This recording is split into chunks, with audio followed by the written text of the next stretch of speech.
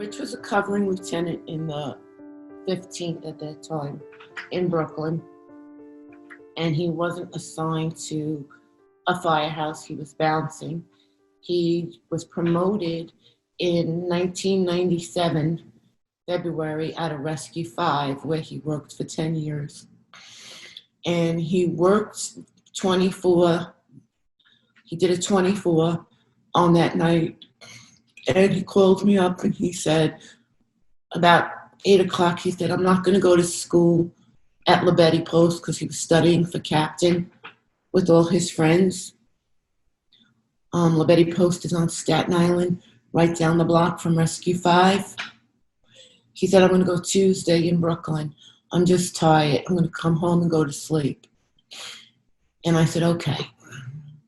And he always called me before he went to bed every night, or I called him to say goodnight to the kids and to say he loved us. And I can remember that day so clear. The sky was all blue. It was the most beautiful day I could remember. And I just brought my kids to school. They went to school at St. Clair's. And I was sitting at my kitchen table, having a cup of coffee, watching Good Morning America. And on the news, you saw a plane hit one of the buildings.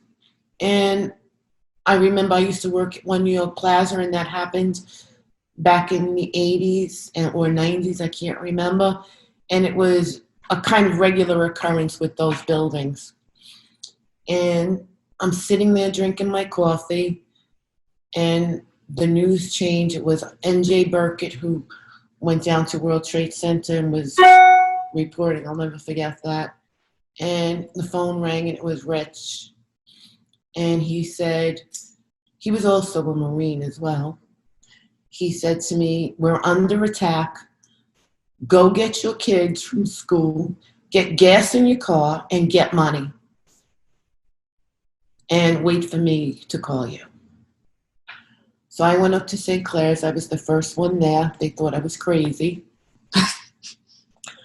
And I pulled my kids out of school and brought them home. And I went to my, I put gas in my truck. I got money out of the bank. And now I got the TV on, and I'm looking for him because I knew he was going. And he said, I love you. He said, I don't know if I'm coming back. And one of my friends, then I went to my mother's house with my 2 kids, and I stood there for a little while just to figure out what we were going to do. And then I went home, and then I took out my telephone book and the fire department calendar, and I started calling all the numbers on that I knew of for squad and for rescue and for the dispatcher and all the firehouses, and you didn't get any answer. No one was answering your phone calls. And a friend of mine who my daughter went to school with at that time, Valerie, came over, and we were making phone calls to everyone we knew and everyone she knew to try to find our husbands. And there was no word. Now I'm changing the channels, and all I hear is the pass alarms going off. And I know that the pass alarms mean you only have a limited supply of oxygen, and if they're going off more than, you get 11 minutes and 5 minutes, that you're dead. And that's all I kept thinking in my head, that, where's my husband? All I hear are pass alarms going off. I kept switching the channels to see if I would see him, just to get any kind of information. And I kept calling. My phone didn't stop ringing because people were just calling to find out if Richie was okay. People I never heard from, people he knew throughout his life. And, my mother came and she stayed with me. my parents and my kids were downstairs, and I told them not to watch TV. And I just sat there on the couch and kept calling until I got a message or until I could reach someone. And he finally called at 11:30, 12 o'clock at night. And he told me what was happening. I mean, it was a hard thing for him. He was devastated because when you saw those buildings come down, and I know Richie like a book, and he never shied away from a situation that needed his help, or he wasn't afraid to put his life on the line.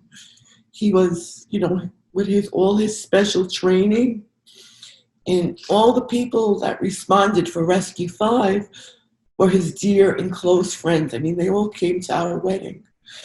And he called me and he told me what happened. And he told me everybody was dead. They weren't reporting this on the news at that time. But he said, they're all gone, Mary. They're all gone.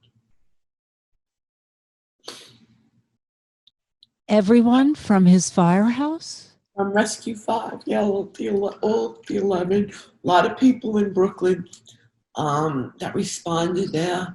A lot of people from the Bronx, all the special operations units, the firehouses in the downtown and midtown area. They knew it instantly, and they weren't releasing that information. He said, they're all gone. They're gone. They're dust. How were you holding things together with your young daughters there? Well, I made them dinner, and I tried not to tell them anything. Because they really would, Callie was 10 and Tori was 7. No, it was 8. 8. She was 5. 8 and 5, I'm sorry. And I put them to bed, and I just kept praying, and that was it. And then when we lived in Staten Island, you knew something was wrong because you saw the bombers come over, heard the bombers, the special squadrons from the Air Force or whatever they are, the whole, I don't know what that formation, the right term of that formation is called. They came over our house, and you knew it was war. Callie and Victoria, can you tell us what it was like for you being so young? What your recollections were from that day? Yeah. Yeah. So I remember I was in 3rd grade in St. Clair. I was wearing my gym uniform because it was a Tuesday, and we just started school. Like, it was literally like the first week of school. I loved school, loved being there. And my mom came in, the lady in the front desk came in and pulled me and my friend Megan out. And I was like so confused, like, why am I getting taken from school? It's like not even an hour into the day. So then we got in the car, and my mom looked at me and said, Dad says the nation's under attack. We have to go home. And I remember going home and seeing like the same picture over and over again of the like towers being flown into with an airplane. It was like really scary, but I did understand, like, my dad wasn't gonna, there's a good chance he wouldn't come back. And, I take after my dad and like to eat a lot, and I could not eat anything all day because all I kept thinking about was, oh my God, when's Daddy coming home? Because we had this thing every time he'd come home, I would run up to him and take all his pins off. And like, I was so excited to see him just because me and my mom always butt heads. So then I know like later on in the day, we went to my nanny's house just to like kind of distract us and waste some time. But it really didn't help. It just didn't feel any different, to be honest. I remember just feeling a pit in my stomach all day long. So then I know eventually we came back to my house. I remember we had like a living room where the couches kind of faced the door that you walk in. I remember like falling asleep on the couch and waking up and my dad was there. It was like 6 a.m. or something. And I was like, oh my God, like, I can't believe you're here. But like, I know after 9/11, my dad would work there all the time, and I always remember, like, my dad telling me, like, his friends are all gone, Daddy's friends are all dead. And on top of it, I always remember him saying, like, he always sees ghosts in his room, how it's so, like, scary, how it haunted him, just because he could have been at Rescue 5 that day. He would have been at Libeti Post, and they all jumped from Libeti Post, the guys that weren't on duty at Rescue 5, like Harvey Harrow, and I don't recall some of the other names. He would have jumped on the rig that day as well with them, because those were all his. That was his company.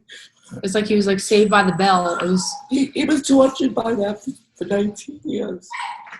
And then for me, I remember always talking about going to visit the World Trade Center, and we put the car on the Staten Island ferry, and that's something we talked about doing.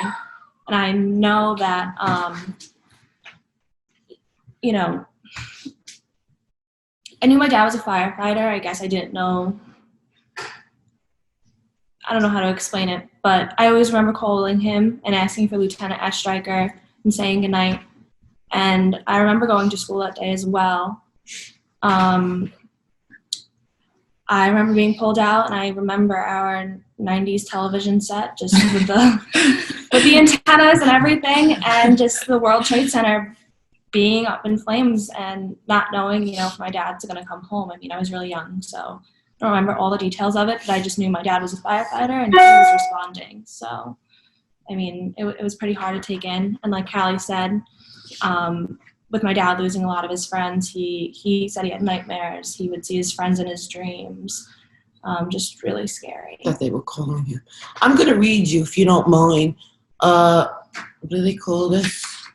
Just to go back off Tori's point, though, we always thought it was funny because my dad always wanted to take us to the World Trade Center and to the Statue of Liberty. And, like, he was saying he wanted to take us that week, like, on the weekend when he was off. Yeah, that's true. And he's like, I can't believe this happened. I wanted to take you girls, and now you're never going to see it. Like, I wasn't a big fan of that building. I never was from when I was a kid. And it just always scared me. And I used to have to take the subway from the ferry when I worked at World Financial Center. And I used to run out of those buildings because I hated them. I hated the sway. And I remember when in 1990, I was offered 2 jobs. And I took the job at 26 Broadway, and it was for a significantly less amount of money just because I hated those buildings. I always had a bad feeling about those buildings. I'm going to read you, if you don't mind, a narrative that Richie had to write for some documentation of his own words. Is that okay? Oh, absolutely, sure.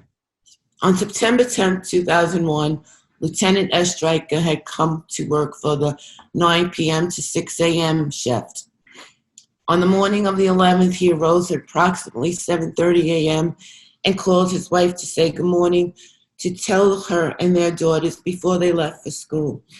He told his wife that he was tired, and he stayed up until 4:30 a.m. studying for the captain's test.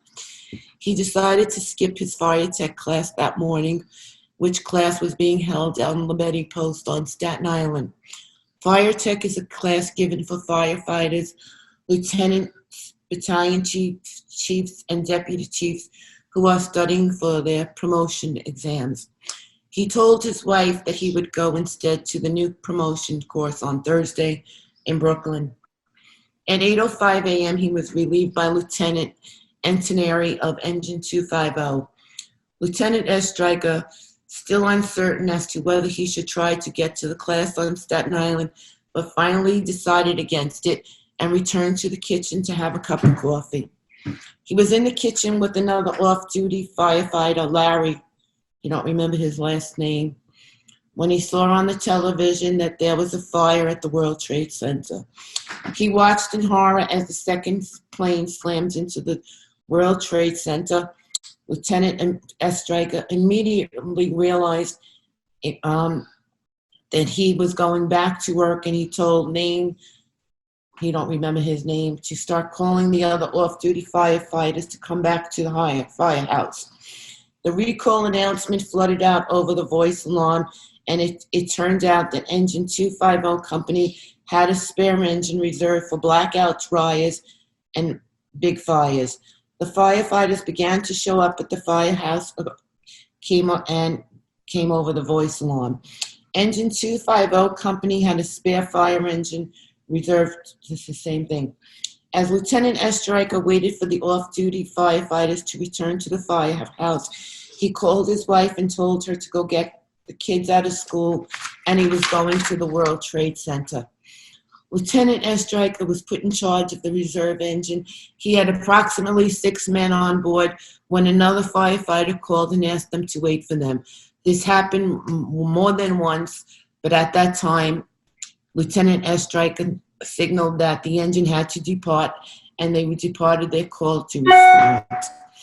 The first building already came down when Lieutenant Estreicher was on the Brooklyn Bridge, and it exited and turned left to the south on Broadway. The engine was less than a half a mile away from the WTC site, and the second building imploded. Lieutenant Estreicher was told to report to the FDNY command post at Vesey and Broadway. There was no one on the block when he parked the engine. The street was quiet and smoky. There were fire burning all around them, and pass alarms going off everywhere. When a firefighter is down for more than 30 seconds or more and cannot move, an alarm connected to his gear will go off. This means the firefighter is in distress, and at this point, he only has 11 minutes of operational time and 5 minutes of escape time. It's impossible to ferret out from where all the alarms were sounding, impossible to ply through the rubble and thick air to search for all the downed firefighters.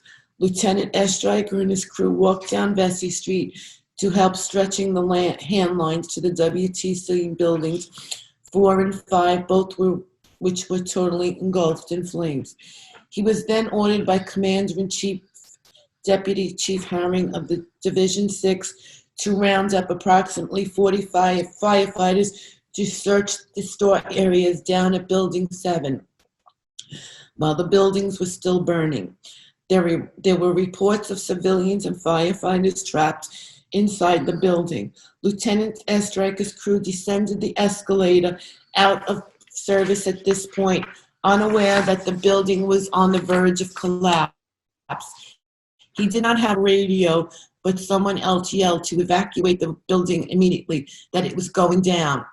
Just as Lieutenant Estreicher was outside of the building, it came down around him. It was smoky and difficult to see, with debris and particles flying everywhere as he ran for his life, and extremely difficult to breathe. Lieutenant Estreicher had no concept of time while he was worked that day.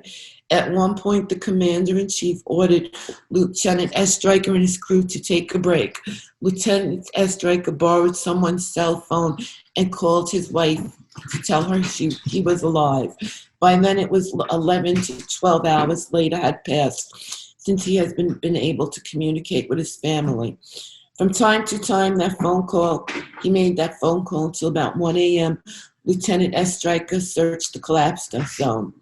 While searching, he met up with one of his former co-workers from Rescue 5, who told Lieutenant Estreicher that 14 firefighters from the company, Rescue 5, were missing and presumed dead.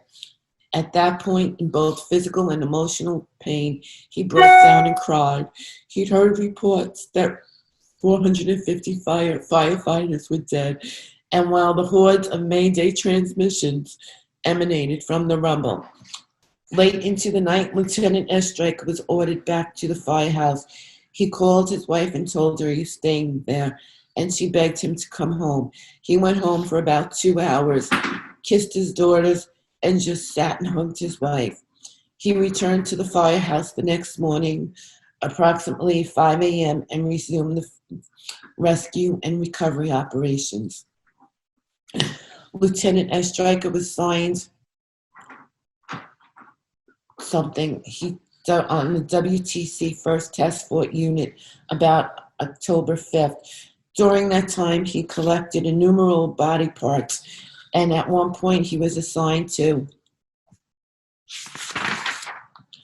the hotel areas in the WTC. On the last day he was in that area, he filled 25 to 40 large plastic bags with body parts from the hotel. The smell was unbearable. He and the other rescue workers were forced to place Vicks vapor rub in their noses so they could breathe. One day while he was down at WTC, Lieutenant Estreicher walked over to a group of men, believing they were his friends from Rescue 5, and started to hug them. It turned out they weren't his friends. After all, as these friends had all died in the initial fall of the towers, he saw dead people all the time he was working there, as if they were rising from the ground. It was merely the remonstrance of a well-wishing, and he knew these people were inevitably gone. Lieutenant Estreicher worked at the WTC site continuously from September 11, 2001 to mid-December 2001, and returned to the site as a volunteer many times thereafter. He breathed in the fumes and the airborne particles for hours on end, and suffered much of the pain to his back as a result of the climbing and the crawling through the heavy debris to search for the bodies and the body parts. He suffered a great deal of emotional trauma while before performing the recovery operations, and while some of the injuries manifested themselves soon after September 11, 2001, it remains to be seen how the time he spent at the World Trade Center will affect his health as time passes. And sadly, we lost Lieutenant Rich Estreicher to 9/11 cancer on November 11th, 2019.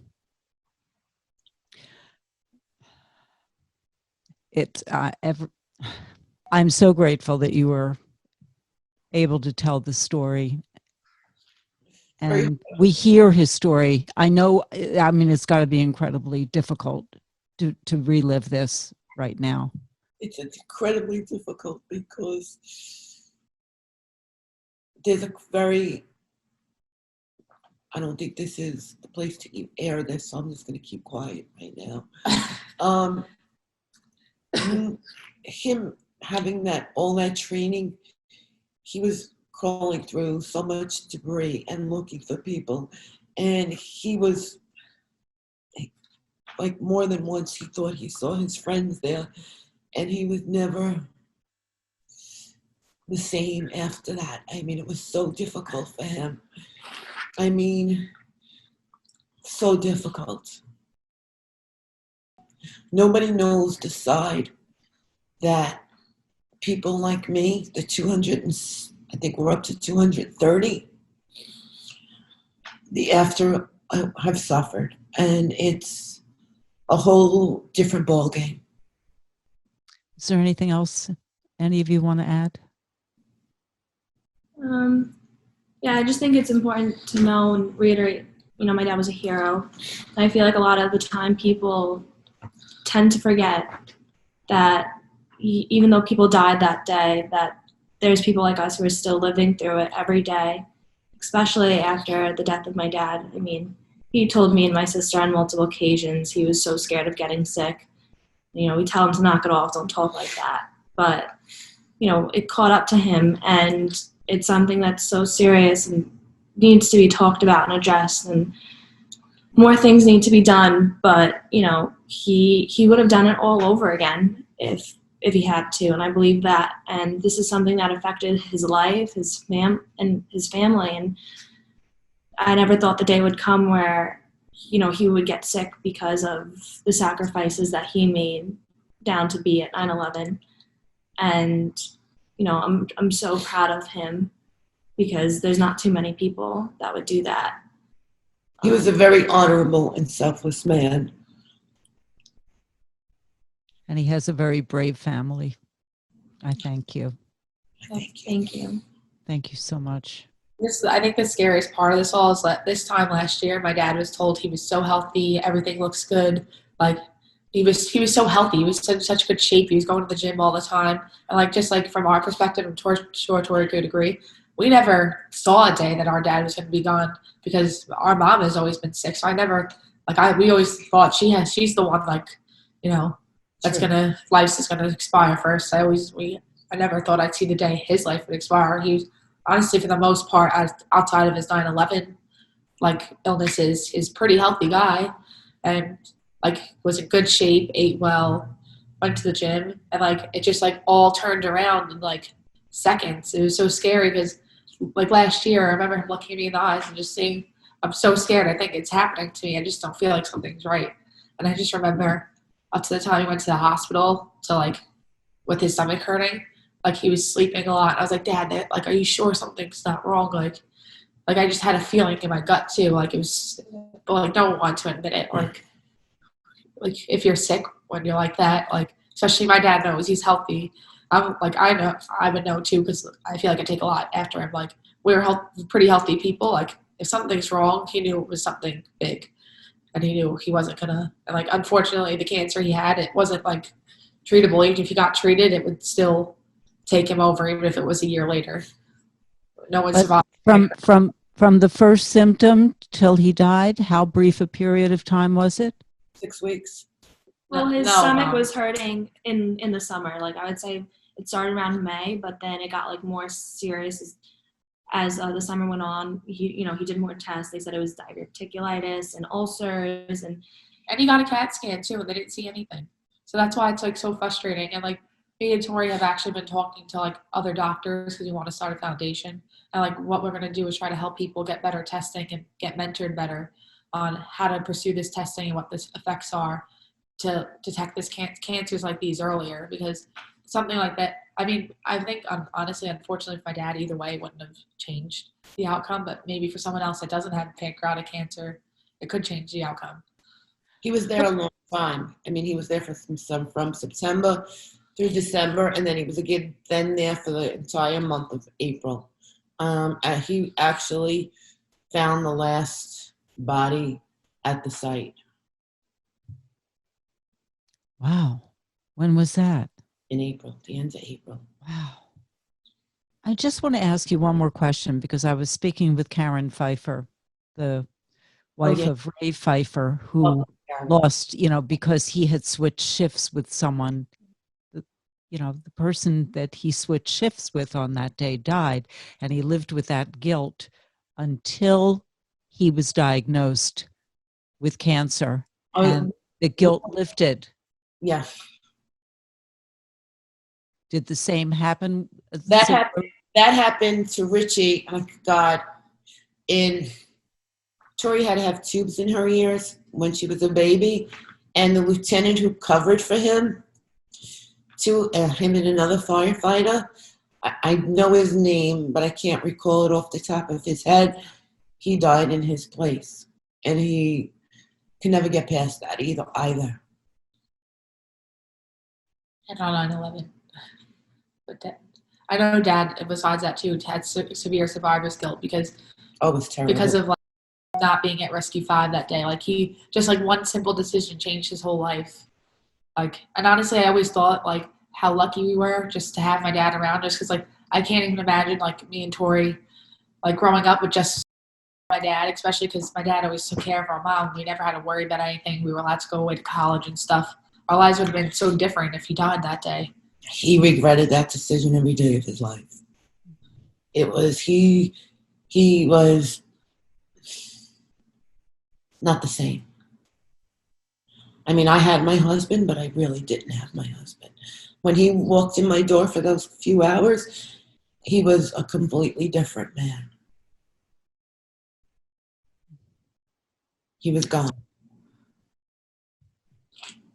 Thank you. New York's classic rock, Q1043.